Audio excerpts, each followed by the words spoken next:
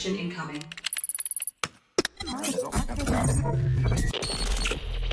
Connected. So, welcome to episode 9 of Rogue and Blasted podcast. I'm Steve Beck. I'm a commission painter and owner of Rogue Miniatures Commission Studio. This week we have James. Hello everyone, James back into the hobby after a 30-year break, trying to become a tournament gamer, and I'm getting there. I'm struggling, but I'm getting there. Well, you have succeeded in becoming a tournament gamer. Well, that's true. Yeah, you're right. Yeah, You've succeeded. Yeah. And we've got Dan Beck, our loyal and resident tech priest. Hello. Yep, I'm Dan. Help produce the podcast and also getting back into Warhammer after technically maybe a 15-year gap, but it's always sort of like slightly been a part of my life. I always end up checking out the latest White Dwarf at the magazine stand and stuff like that. Yeah. We've all done that. Walk through the shop. Mm-hmm. White Dwarf. That's Warhammer's still around. That's a space quick peek. Cool. So our main discussion this week is going to be the Warhammer Whirlpool, as I think James coined that term a while back. So why is the 40k hobby so addictive? Before that, we're obviously going to cover a Grimdark Would You Rather. And later in the show, we've got a brand new segment, a 40k Who Would Win? Classic playground banter, basically, where we pitch two characters from the 40k universe against each other, and we decide who wins with our expert opinions. Without the two most experienced tournament players. Yeah, for sure. And I'd say Connor is probably the most up on the lore. And should we do Farsight and somebody today just to really rub it in? Yeah.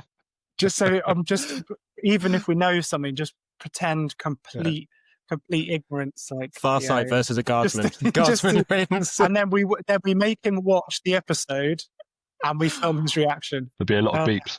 Yeah, there would. So thanks for joining us. We will launch into our Grimdark Would You Rather. So you ready, lads? Yeah, ready. Picture this scenario: you are a space marine. Now I know probably in your heads you're already pretty much space marines, but you've been mortally wounded on the battlefield. Now, would you rather die there and then, so your heroic deeds recorded in chapter history, or would you rather be entombed in a redempted dreadnought? I'll let that one settle in, because this, you maybe think it's straightforward, but I don't think it is. I think if you're a space marine, you are just going to be like, stick me in the dreadnought, let me keep going. There's still people to kill. They're not dead yet. Come on. Okay. But this is, would you rather? Yeah. I'm much lazier than a real space marine. Do you get what you're saying? It's a pretty grim existence, you know. Well, although I suppose you're in stasis a lot of the time. Are they aware of anything whilst in stasis? Or are they completely kind of... Well, so I've read a few bits and bobs about it, and it kind of differs, but some of the articles, stories that I read say that when they're in stasis, they're like vaguely aware that perhaps there's motion, or maybe they're being transported somewhere, but yeah, they're not sort of fully conscious, but they're not like in pain and suffering necessarily. But because in a hell brute, in a hell brute, you're in constant pain and suffering non-stop. Right. There's just pure agony constantly. But yeah, in a dreadnought, I don't know, that seems like the glorious thing to do, doesn't it? You know, to become an honoured brother. Yeah. See, and also the other thing as well is if we were looking at the older style dreadnought, I think that was a slightly less miserable existence. Is the lore different between them, I think, isn't it? Is the what, sorry? I feel like the lore between them is different. Like the box style ones are supposed to be like more reliable and less horrible to be in or something. Yeah, so the whole thing with the Redemptors is they're more powerful, they can do more. But the pilot kind of is much more taxing on the Marine that's entombed there. So they sort of tend to like burn out. So they actually, I think maybe I've got this wrong, they actually can be burnt out and then they put a new Marine in there. And they're sort of designed like that. So they burn brighter but half as long, sort of thing. I think I'd have to be in the Dreadnought. You've just got to do it. Yeah. At least if it's a Redemptor, you know it's not forever. So yeah. Oh yeah, that's a good point. Yeah. Being burnt out maybe is a good thing. James is still really, really not sure about this one. It's borderline, isn't it? Because as Yeah. Glory, and you've done your job. You've killed a load of heretics or Xenos scum on the battlefield. You're Claim- lying there. Done You're your ready duty, to take. You've done your bit. You've done your duty. You're ready to take your last few breaths, and then some tech marine comes along, goops you up. Yeah. Next thing you wake up, and you like, oh, where am I now? Hold on. Yeah. Like a really bad hangover. Yeah. But having said that, it is pretty cool in a grim dark kind of way. Yeah. Stick me in that sarcophagus. Nice. Stick me in there, boss. Wire me up. Yeah, wire me up. Yeah, a big part of me was thinking, oh, just be quite nice. Like, yeah, just take my gene seed and just let me slip away. Yeah. I've done my duty. Just record my heroic battle victory. But then you just think, yeah, it'd be pretty cool to be a redemptor. And if you really hated it, like Dan says, it's probably not going to be around for too long. Just volunteer for all the frontline stuff. Yeah, just go charging in. All right. Yeah. Nice. Well, that brings us neatly on to the Warhammer Whirlpool. So what do we think makes this hobby so addictive? I mean, we've all kind of had a pretty long break. And so I came back in like 2022. So I'll be back in for 3 years, let's say. Yeah. And it just felt like this inexorable slide into the first. I think the algorithm did me over more than anything else. sent me what was it? I think it was maybe eBay or something like that. Just offered up like the Warhammer starter set with the Ultramarine and the paints, and just brought back all this nostalgia. And I thought, oh, wouldn't it be funny if I just painted up a Space Marine? And that was it. That was the thin end of the wedge. That's all it took. So it was the painting for me, yeah. For you that sucked you in. Yeah. So before you start, sorry, go for it, James. Did you then start reading little bits or buying a White Dwarf or anything like that? So I've not bought a White Dwarf since I've come back into the hobby because it just seems there's so much online. So I've watched like loads of YouTube, like loads and loads of YouTube. I pretty quickly started watching Luton 09's channel. You guys heard of that? I think I've seen some of that. Yeah. Yeah, he's literally just like pure lore, and the videos are 2.5, 3 hours long. Nice. But he will do so much. It's like a history channel for 40k. Yeah. He will do so much. Are we talking like Dan Carlin, but for 40k basically? That sounds amazing. Oh, honestly, it's the best channel, and he's got like quite a relaxing voice. Apart from this one, and he will just kind of talk, and he goes off on these sort of rambly little tangents. James, you'd like it. These sort of little context tangents that he goes off on. But because he's done so much research, he can literally quote like the book that he got that bit of information from, the White Dwarf article. So as I say, it's like a history channel. So that was, I just started listening to that in the background when I was doing other stuff, sort of those two angles. And gaming never really sort of swayed me, I must admit. Yet.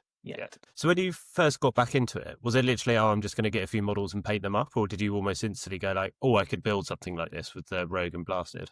So I think when I bought the first one, I just thought, it's a bit of a laugh. I'll paint it. And then I was on Instagram just looking at other people's stuff. And I used to do like some woodworking. I was like building desks and selling desks during lockdown. Oh yeah, thanks. Yeah, Dan's got one right in front of him. Definitely not covered in paint. So I did think, I did kind of have like a business mind on it. And then I just saw like, there's a lot of commissioned painters out there. I wonder if anyone would buy models that I'd painted. So I think I've mentioned this before. I literally put up one listing on Etsy, and all of a sudden, just getting people messaging me for orders and different types of marines. So all of a sudden, I was like, I need to buy some more paint and buy different models, and then kind of just went from there really. But pretty early on, it was like, okay, I'm doing this to make a bit of money on the side to enjoy rather than. I quite like the idea of, if you are, say, just more of a hobbyist than, say, a player, almost buying, painting, building an army, selling it to then finance the next one. Right. Yeah. Because that's Not that I'm considering doing that at the moment, but that does seem like a fairly sustainable way to get into the hobby, maybe. Yeah, maybe. But then Maybe. also, yeah, you might not want to let go of something if you spent like countless hours building it. Yeah. I mean, the thing is, like, even coming into it from like a business perspective, like I still very much like I could have done anything for a bit of money on the side, but I specifically wanted to paint Warhammer models. Yeah. Just because I found that process so addictive. Like I could have painted watercolors or canvas, but it wasn't. It was these little characters that were attached to all that lore that interested me. Yeah. And one thing so you've mentioned that there. I think I mentioned to you a few weeks ago, a couple of months ago. Was there then another hook when you finally bought a codex?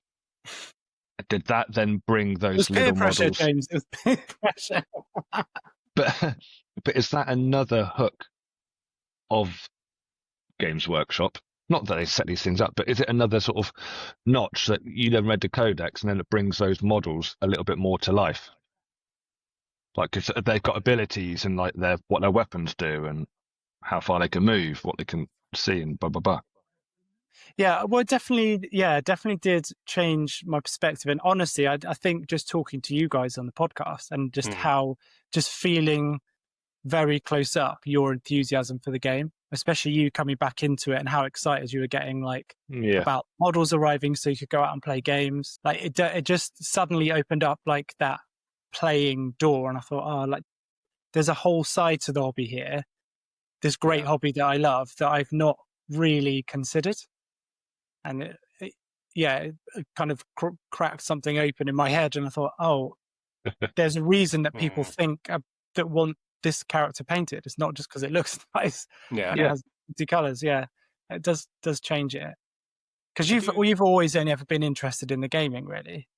So you've come at it completely the opposite direction to me. Yeah. Why Purely to is win. that? Yeah, purely for the glory. But again, like you could be a chess player, or you could play like any competitive tabletop game. So why specifically do you think it's Warhammer? Don't know. Sort of going right back into the depths of the 90s when I was playing back in the last century. Yeah. And in the late 1900s. Your memories fade to black and white when you think about that. Yeah. The television only had 4 channels. No internet. No internet, bloody hell. Had to do this with the phone. Yeah. I think it kind of, the models brought to life fantasy stories.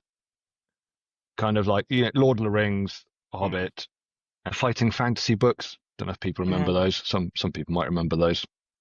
So all these sort of stories about trolls and goblins and wizards and things, suddenly, like, you could see them and hold them and play a little game with them.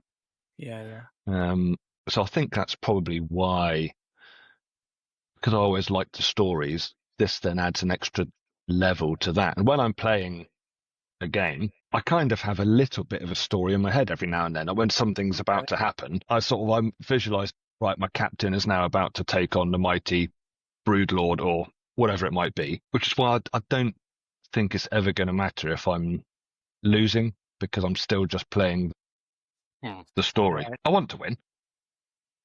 But if something happens, like when some of my, say, a dreadnought dies and explodes and then starts dishing out mortal wounds, it's like a cool thing that's happened. Oh yeah, look at this, it's exploded, and you sort of picture what it would be like in the battlefield. And so you're almost looking down on a story, like a 3D story that is just like playing out in front of you. Yeah. Right. Yeah. So I've never really thought about it like that. Because I think we noticed a few moments of that even in our sort of like first game, where it was quite a more sort of teaching game than anything else. And even in there, you had like little stories of your jump pack guys just like wading through teams of termagants, and then like sort of scout squad like busting through a window to save them, and then they're in turn getting gunned down. And it does very, very quickly become this actual like narrative. Right. As you're just rolling dice and pushing bits of plastic around the table, and then you are just like, oh yeah, but do you remember when that time the captain saved so and so? And it's like, none of this is real, but it's great. Yeah. Yeah. Do you think then that's why there's a bit of a divide with people who stick with a faction, like faction specialists and meta chasers. Do you think the meta chasers don't really see that story side of it? They're just playing to win, or do you think they just like switching the story? In my mind, maybe there's a bit of an element to that. Like if you have, say, say like Connor's Tau, invested like years in building it to this point, knows every unit inside out, that I imagine has like loads and loads of narrative behind it. And then if you're just switching armies every sort of like couple of months, you just don't ever have that opportunity for that to happen. Yeah. So maybe you do just view it more as like, yeah, it's a competition thing. But then these people might have, say, I don't know, a home army or something that they'd use in more casual friendly games where they can build that narrative. Yeah. What do you reckon, James? Yeah, I think there's probably a bit of a grey area. I think there are plenty of people that just play narrative games, but will have 5 or 6 or 7 different armies. But I think to them, it still is a story every time. But they might be using their World Eaters one day or Black Templars the next day. But yeah, for sure, the real tryhards, I don't think they really see the story. They're playing chess. Yeah. Right. And whether their models are black or white or red or green, they're just playing chess, and each model has a certain ability. But I don't think there's many people at that real extreme. Yeah. Because I think there's also sub-lists as well where you might just have like 3 massive units in the same list, like say 3 Riptides, and then just maybe Riptides are a bad example, but like I think it's the massive Greater Demon list. Yeah. Or the Crusher Stampede, where it's just all the big monster Tyranids. mash, as James puts The it. monster mash. Which, like, models look amazing. I'm sure it's, like, really good from the tabletop from what you said. But narratively, to me, that does break down a little bit, just because it's like, I don't know, it kind of needs to work in the lore at the same time. Yeah, And I feel like maybe it doesn't. James talks about immersion in his games, like with models being painted makes for a better experience, and that kind of links back to the enjoyment of the story. Whereas if you've got like the monster mash army, you think, well, that doesn't tie into the lore, doesn't tie into like the story necessarily, because it's disjointed there. Like, well, I don't know, because I suppose in 40k universe, like anything could happen. Like you could just have 5 greater demons pop out of nowhere, to attack, I guess, but it's a bit disjointed, isn't it? So I do get that. A bit like you expect Tyranids to play a certain way, just to be like this massive horde rush of flesh, basically. Yeah, and it's not necessarily like that. I think it depends on the individual. You can still have fun. Like if you took the Monster Mash Tyranids list of like 5 Godzillas. Yeah, Godzilla's big in the Tyranid army. Stomping around. I mean, it's still great fun. Yeah. But yeah, depending how much you enjoy the lore and things, you'd probably think, well, hold on, this isn't right. This wouldn't really happen. But you can always skew it. I suppose you could say that all the little guys had already been killed and now just the big monsters are left trying to fight off the Blood Angels or whoever you're playing against. So it seems like you get more out of this hobby if you got like an active imagination. Yeah. I think so. Yeah. In terms of the Whirlpool, I've one little theory. Go on. Which is why it sort of grabs you and pulls you in quite hard, because it's impossible to finish. Like there's no, I've done this. Like, because if you're a hobby collector, there's always a new army. There's always something new coming out. There's always like, oh yeah, I've done this 2,000 points, but this unit's really good. And I just saw this guy on Instagram that I want to try that out. If you're a player, it's constantly changing. There's always new challenges. There's always new people. There's always new like rules or additions. Yeah. So even if you're only very lightly collecting it, you're always sort of, there's always something else to do. And not necessarily, not just in the way of, say, like Games Workshop releasing new models or trying to get people to make purchases, but even in terms of just like putting together your own projects. Because I'm in the middle of painting these Tyranids and I'm like this close to buying other stuff just because I'm like, that would be a nice break from painting these. And I'm just like, no, just finish doing the one thing. But it does just happen, I think. What do you guys think? Well, I think that, it's very addictive from that point of view, like new models. And I think it's worse if you want to see it that way with Instagram, YouTube, etc. Because you get exposed to people doing really cool things, like painting stuff up really well, and that inspires you, doesn't it? You think, oh wow, like the way you might even have that model. So you might even have, oh, like I've got that Space Marine captain here painted, but that guy's done it in a way that I prefer. So I'm going to need to go out and buy another version of this same model, and that's just one model, let alone a whole army or like a new faction comes out. Like when Votann comes out, everyone gets really excited, and it just pulls you in, doesn't it? You see that and you think, if you're a gamer, you think, oh, I wonder how they would play on the tabletop. Yeah. If you're a painter, you think, oh, those details are really nice to get in and do some volumetrics. And then if you're into the lore, you think, oh, how have they wound this narrative back into, like, this faction's been missing for however many editions, and now they're back. Like, how are they going to record that? Are there going to be novels that come with it? Blah, blah, blah. Yeah. But yes, that's another good thing they do is release a novel, so then you can paint your model whilst you're reading a novel. Then you've got your finished model, and you can, every time you see that, you think back to the novel and the stories, and there's just so much depth, isn't there? There's just so much depth to everything. I think quickly going back to is a key word, isn't it? Yeah. Sorry, just really quickly go back to those tie-ins. I was chatting to a guy I was playing against earlier on this week, and he brought up the fact that, did it take Games Workshop nearly 15 years to come out with a Titus model? I think so. That's kind of insane, right? From Space Marine 1, that seems like a small oversight, but fair play. Because Space Marine, what year was the original? Because I played the original Space Marine. Yeah. That's how freaking old it was. Yeah, sorry, I didn't mean to completely disrail, James. That just made me think of that. Yeah, it must. Let's have it. Just trying to see when the original one, 2011 was the first one. We all try to desperately do some mental maths. Right.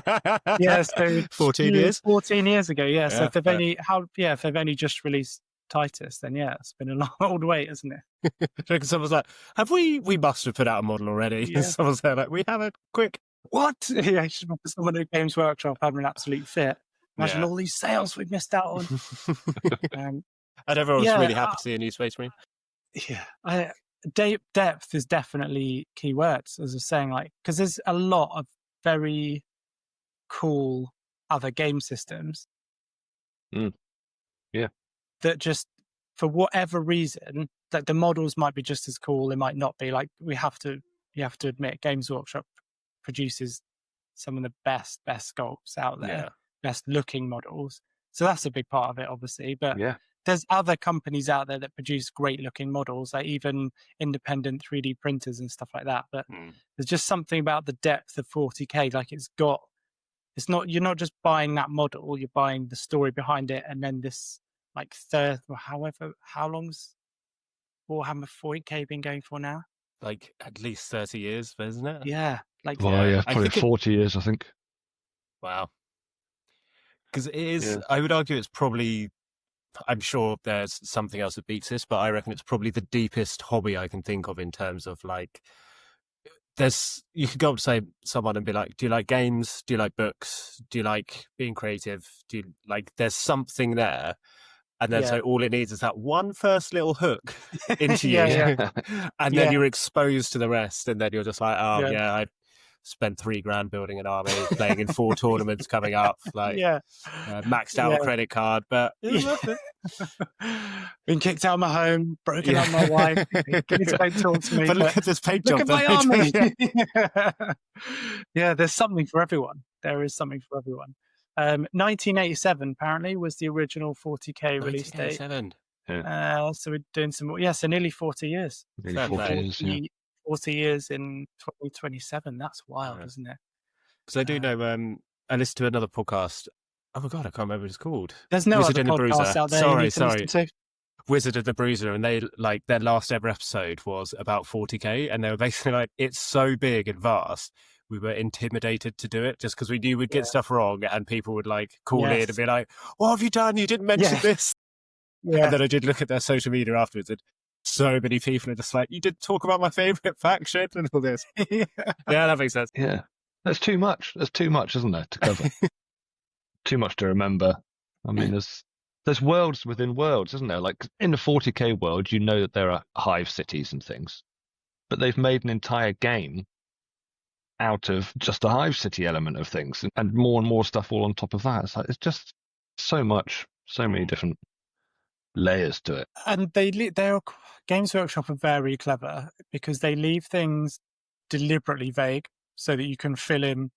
Comes back to imagination, I suppose. So you can fill in blank. So there's innumerable Imperial worlds, and they're not going to tell us exactly what worlds work in what way. They just leave it. They're like, well, Ultramar has 500 worlds. Some of them are gone. Some of them are still there. And there's not even like a universal like money. There's Imperial credits. Every planet trades differently. So there's just worlds upon worlds upon worlds. So just whatever your imagination can conjure up, there's something there for you. Whatever scenario, whatever planet, however things work.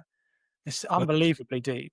I don't think we've even talked about ever some of the RPGs that have been like written and set in the 40k world, which then like haven't played any, but I've spoken to some people who have, and it will like flesh out in detail like a guardsman's day.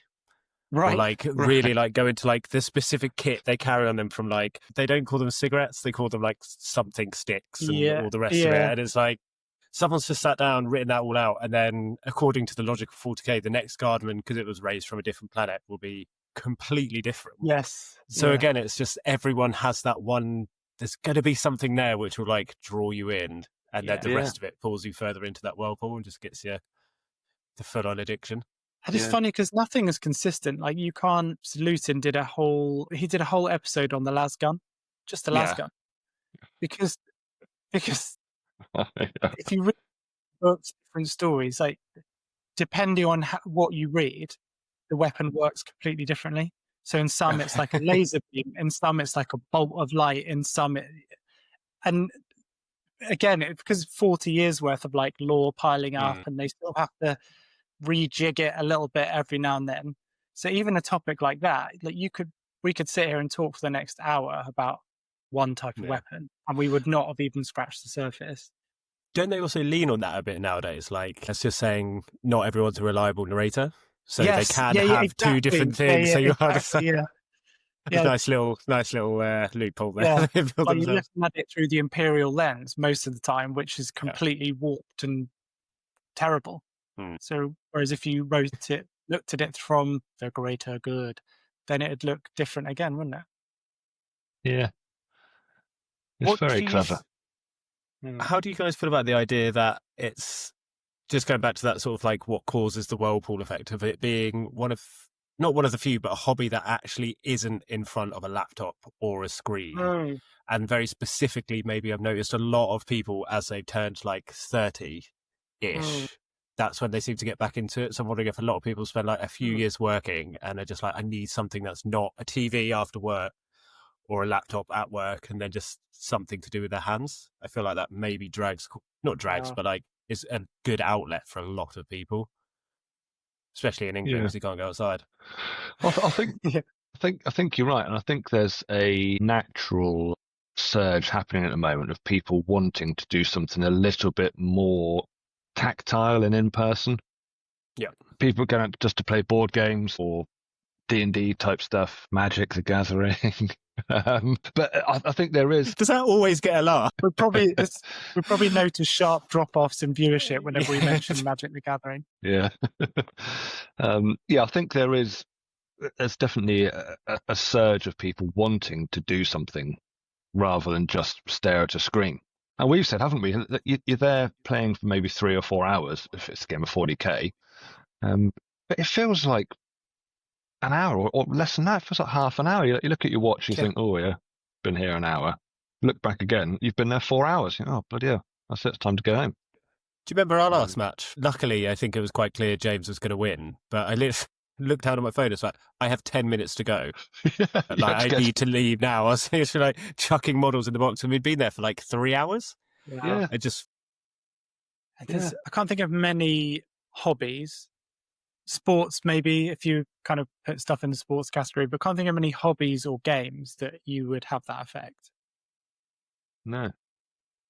Certainly just not. so absorbing. Yeah, like maybe chess, or I don't know why I keep referring to chess today. I'm not a chess player, but you could sit and be very involved in something like chess. Yeah, but maybe that's a bit too intense. I don't know, there's not enough fun involved in that. You're just thinking moves. Because I hate playing chess. Like, all my friends love it. They're like, yeah, we play chess. Like, absolutely not. But then I love playing Warhammer, which is basically, like you say, it's the same, but not. Yeah. But that was a really rubbish description for the audio. No. It's the same, but not. It's the same sort of principle. You're trying to make moves, and you're trying to think what your opponent's going to do, what moves they're going to make, sort of 2 or 3 turns ahead if you can, and plotting with stuff. But I think there's that extra randomness involved as well, that you're almost more engaged, because at any roll of a dice, your plan can just go completely down the toilet, can't it? And you think, well, okay, well, what am I going to do now? And then you're having to recalculate, recogitate what your next plan's going to be. I think that's a really good point about people wanting to come back to sort of face-to-face interactions. Because we just stare at screens all the time. And Connor mentioned a couple of weeks back about it's one of the only things that he does where he's not tempted to look at his phone. Yeah, that's a really good point. Yeah, and actually at that tournament I was at, when I was there last weekend or weekend before, a couple of people were doing the scores on a whiteboard rather than on the phone, on the app. Nice. Because then they don't have to look at their phone at all. There's no like temptation to see that there's been a text message or something. So I might switch to something like that. Did they say that was like a deliberate tactic to not use a phone, or was that just... Yeah, deliberate move, yeah. Well, I think you saw my little pad of paper that I bring everywhere with me now. Yeah. So it's just got the base stats written out, so I don't have to keep opening the app to look at it. Just like a few little reminders. Yeah. I think that's potentially quite a big part of it, because I suppose that's the one thing that the painting side of the hobby lacks a little bit. Is for most of it. So for you guys, you've gone out, you've left the house, you've met up, you've got a bit of light on your face and your skin, maybe, and you've seen some other human. Yeah. As you've kind of scuttle from the car to the shop. The sun was too bright. So, and then, you guys have had like a bit of a chat, bit of a laugh, played the game, had this like little adventure on the tabletop. Whereas painting, as much as you feel like you're detached from the world, you get sort of refueled mentally. It is quite, I'm just sat in my house with my goggles on. And yeah. But then I would say that's... And it's just me with my goggles on. Very nice, Dave. So, but then people go out to shows, and there's a bit more interaction online as you discuss stuff. But I think the gaming side of it offers a lot more in terms of like face-to-face interaction. But I reckon you touched on the other side of it there, which I think is maybe the appeal for bringing people back in is, especially maybe, again, you're reaching that sort of like 30 to mid-30s. And then if you have been working, you might just not have a creative outlet in the same way that you did when you were a kid. And that was a big part of it for me. It's one of the more awesome ways to be able to just produce something that looks quite cool. Doesn't like, you can put as much effort into you want or as little as you want, but just having something that you can just sort of look at and go like, I made this, like painted it. It's a nice feeling. Yeah, and not only if you... So you could go and do, like Dan, you're very artistic, very creative. James, you're obviously a fantastic artist as well. You could both go and do like a canvas painting, and you could get that creative expression out. Dan would probably do a very intricate but dark and brooding painting. James, I imagine yours would be more sort of maybe like hand painting, body painting, sort of smearing things all over a wall, throwing stuff. Yeah. So you could go out and do that. But then you've just got something to look at afterwards. Whereas if you paint an army, it's for something. It's like I've painted my army. Yeah, you get to get it out, and people can come and admire it. It's a talking point, it's a social point. Then they actually have like statistics, and they get involved in a story, and you sort of gear up your imagination, and there's depth again. That character represents a Space Marine lieutenant who has done this, and he's won this battle and he died here, and da da da da. I think it's also got a tiny bit of like almost guardrails as well, like giving someone a clean piece of white paper and saying, "Go make a picture." Like, where the hell? Like, where do I start? At least with something like this, you've just got that little thing to be like, "Oh, I know what I'm doing. I've got that ready-made inspiration almost." Yeah. Oh, here's my color list from Citadel. I've got Macragge blue, and I've got Altdorf blue, and I put this here and this here. Yeah. How are those Ultramarines going? Well, I've painted 2/3 of a chaplain. Nice. Yeah. It looks all right. Nice.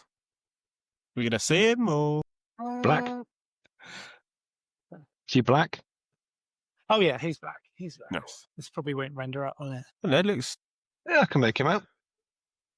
just about. Focusing? No, not really. No. Oh, that's It's a annoying. very- Stop trying to focus on me, camera. Yeah, it's kind of focusing. I'll post some pictures. Nice. Yeah, he's coming along all right, but I don't know. Yeah, anyway, sorry. sidetrack there. But there you go. The addictive part of the hobby. You all like Yeah. to compare and look at what everyone else is doing, and yeah, nice. It could be another point of that. The whirlpool nature of just dragging you in is you can always do better, whether you're tournament or hobby based. Yeah.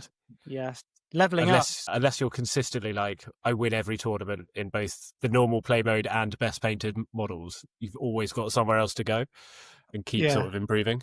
James, so you sort of had a bit of resistance when you first came back. So we talked about it a little bit, and you're like, "Oh yeah, I remember Warhammer. That was cool." And Yeah. so we had a bit of. I used to leave Imperial Citizen post-it notes and Did you? yeah, on your workstation. And then what did you put? What are those little origami things? What was? Oh no, that was. I don't know what they're called. Yeah. The little the numbered thing where you open it and it. Yeah. I think you did a Warhammer one of those for me. Yeah. Initially, you were quite against the idea. Not against the idea, but you were like, yeah, it's nice, but like I'm not Resistant. Yeah. What was it that tipped the scales then? Because that's kind of like a little clue as to the hook. I'm got you. not sure. I mean, we've already said, whenever I walked past a Games Workshop shop, I'd look in the window. If ever I was in a newsagent's or somewhere, I'd probably pick up White Dwarf and basically read it and then put it back, having not bought it. Yeah.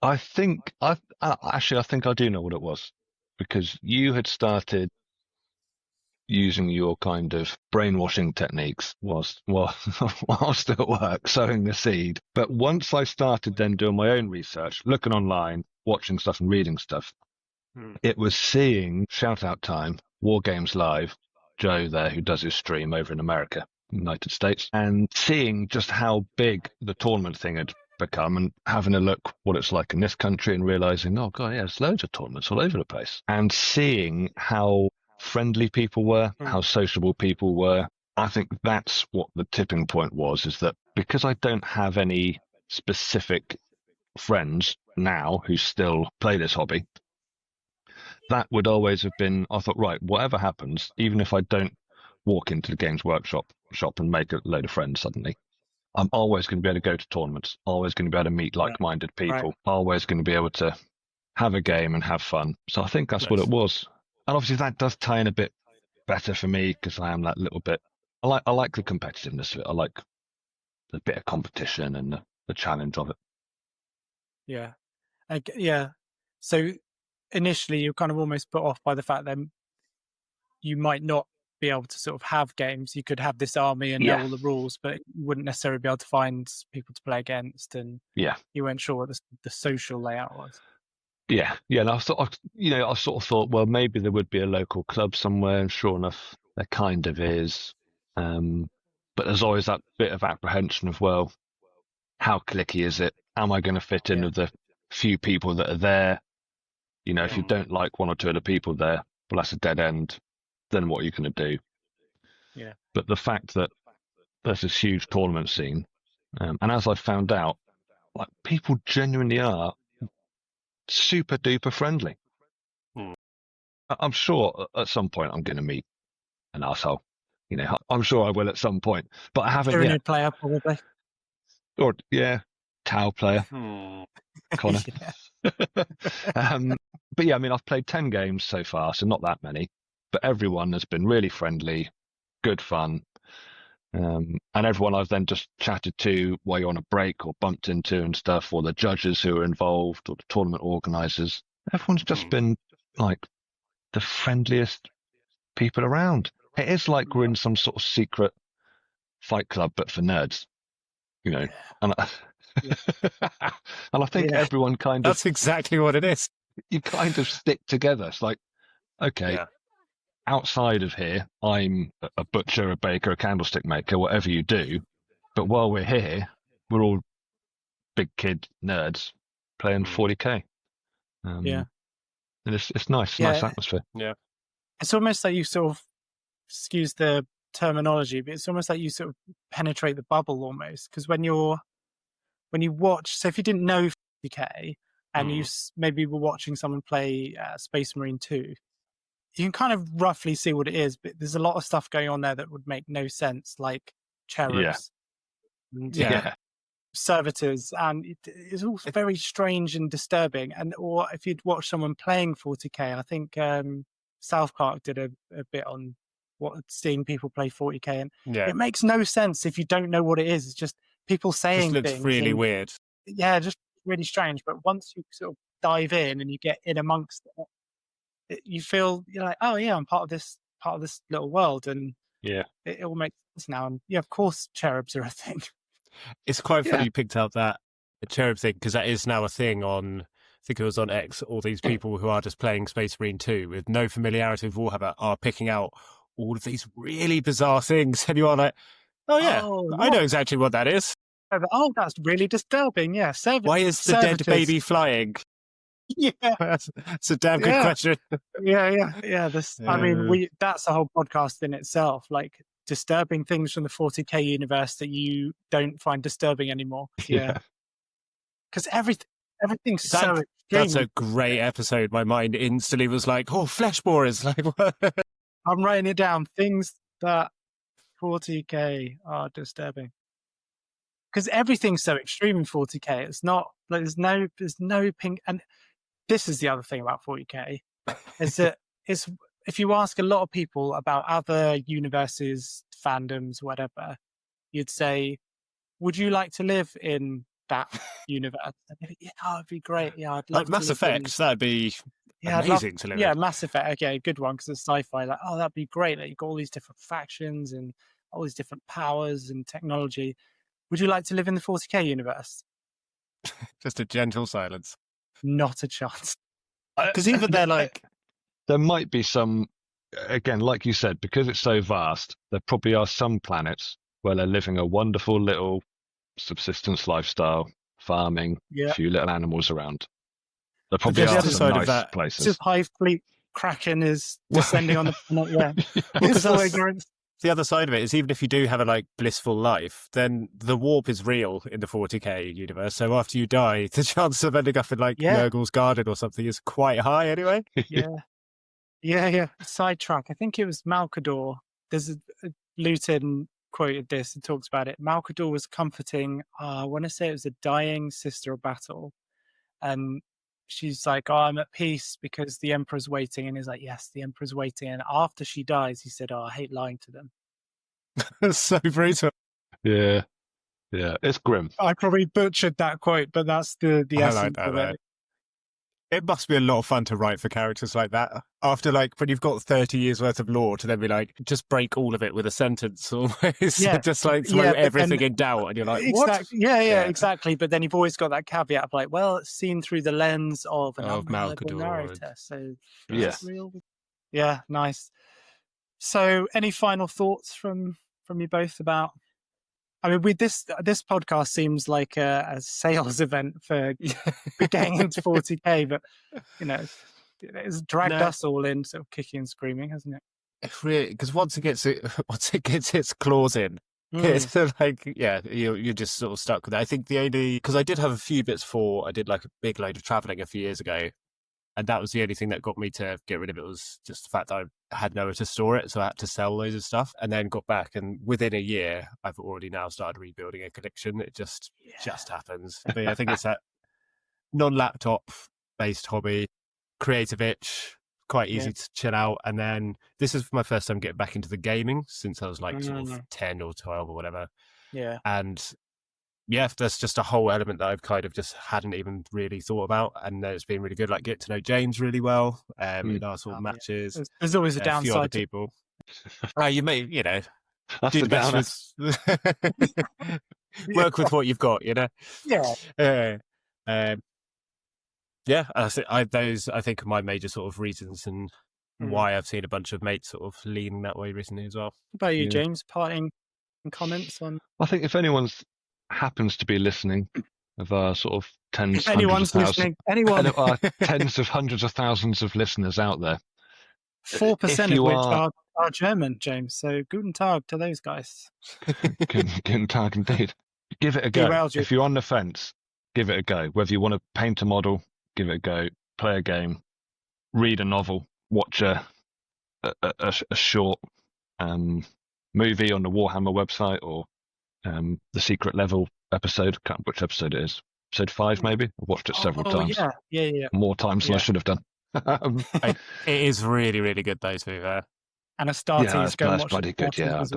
Watch Astartes, something like that, and then just see where it takes you. Nice. Any interest and you're thinking about getting into it? I mean, likelihood is if you're listening to this, you're fully immersed in the 40K universe. But I think we can all agree that there's just something for everyone, isn't there? There's something for creative types who just like to paint. There's something for people who just like to read a great story. There's some amazing novels attached to the 40K universe. And even if you did nothing else, if you read some of the Black Library stuff, there's some of the best sci-fi out there. So gaming, you've got, if you want to just geek out over stats and just social, if you're just doing it for a social aspect, to go and meet people, you don't even have to have a painted army. You don't really even need an army. You can just go and chat to people about it or borrow models and back. So there's definitely something for everyone.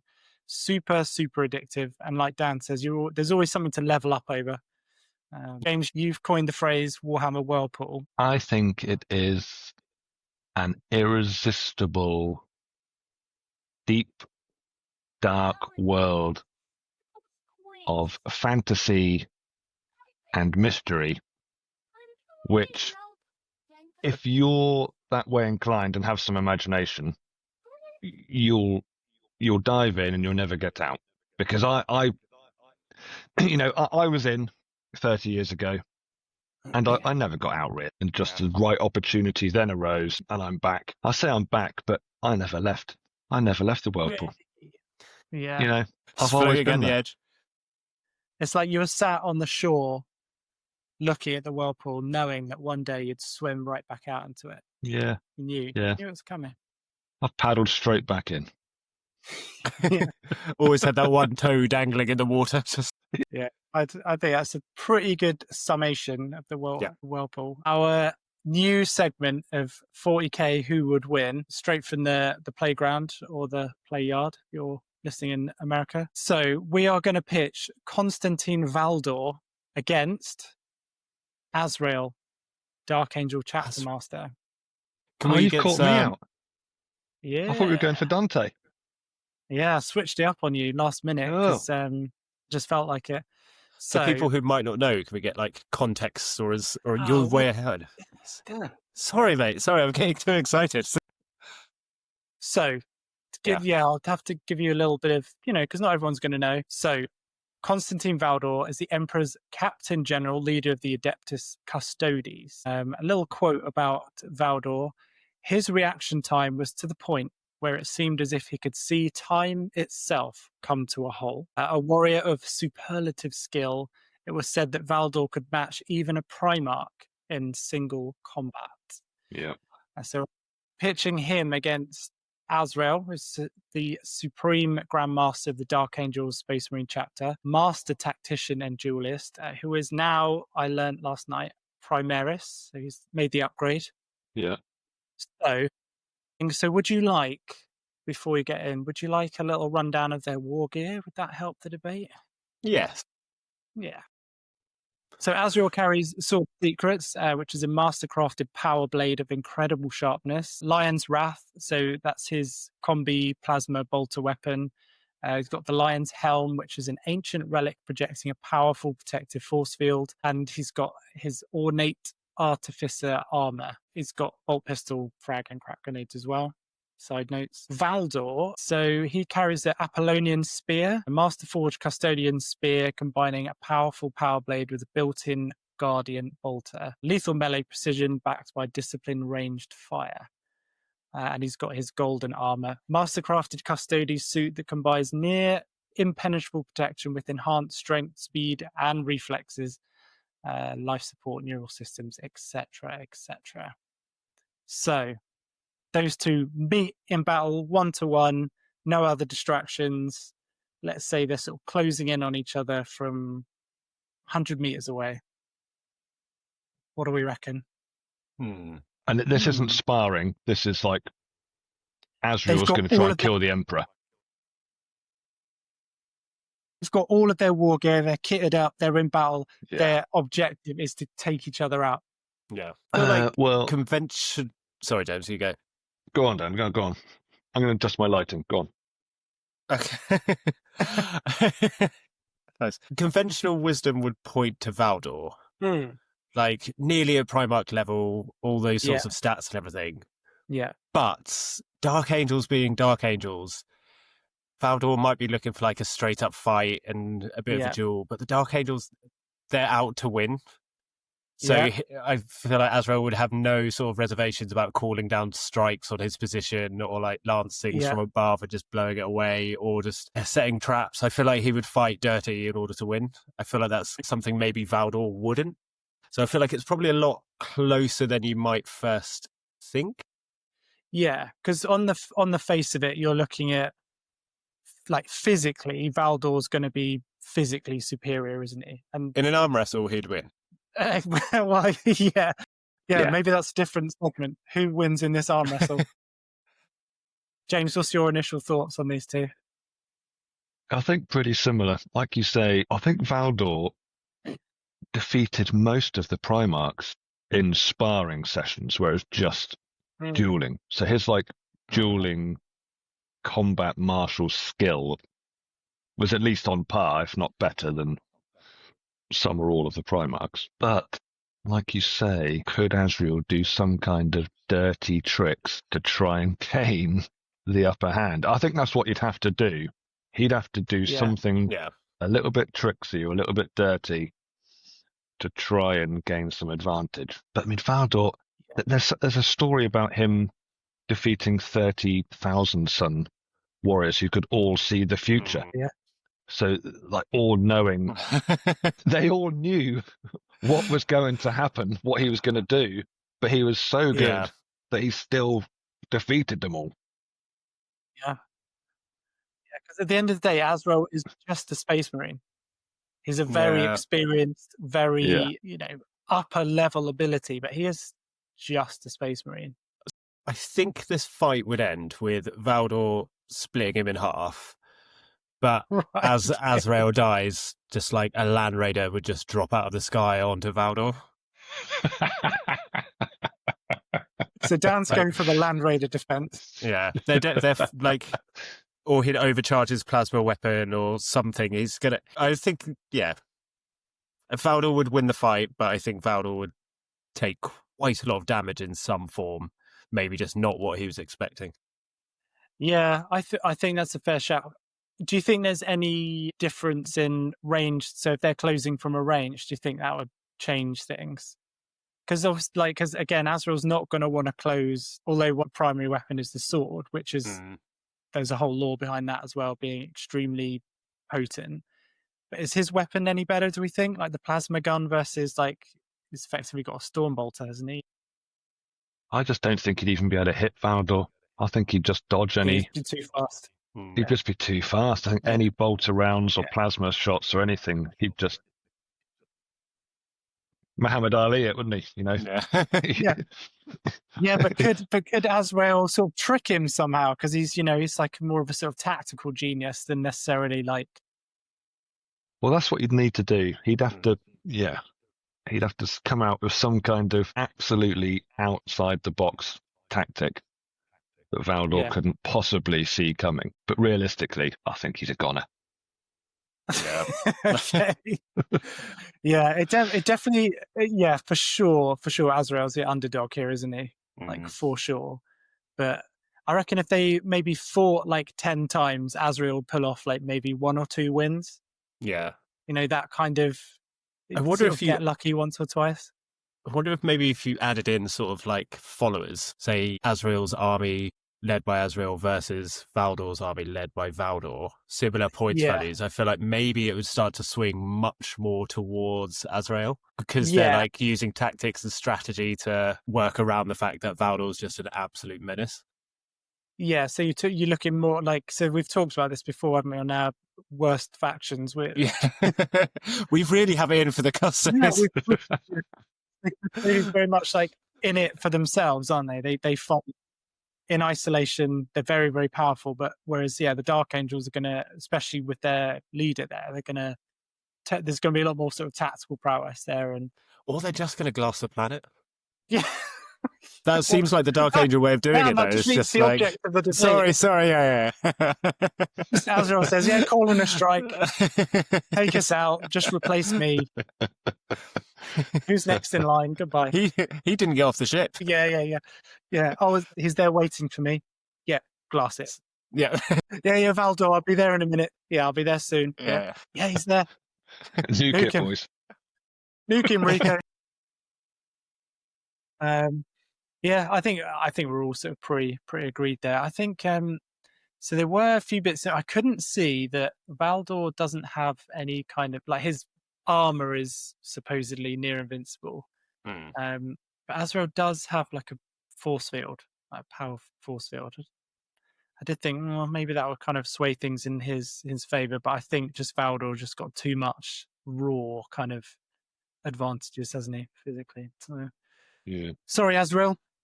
You're down, bro. You did. And then once he'd killed him, Valdor would then kind of experience Azrael's life. Something to say of his weapon. When he kills someone, he then takes on all of like their woes and troubles and everything they've been through in their life or something like that.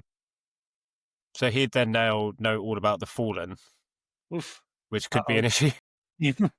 That's a good novel, isn't it? So here's, you're right though. 100% right, but so what's his name? I think the Emperor did it to kind of almost tone him down because he was such a beast and looked like he was going to turn into like an absolute killing machine.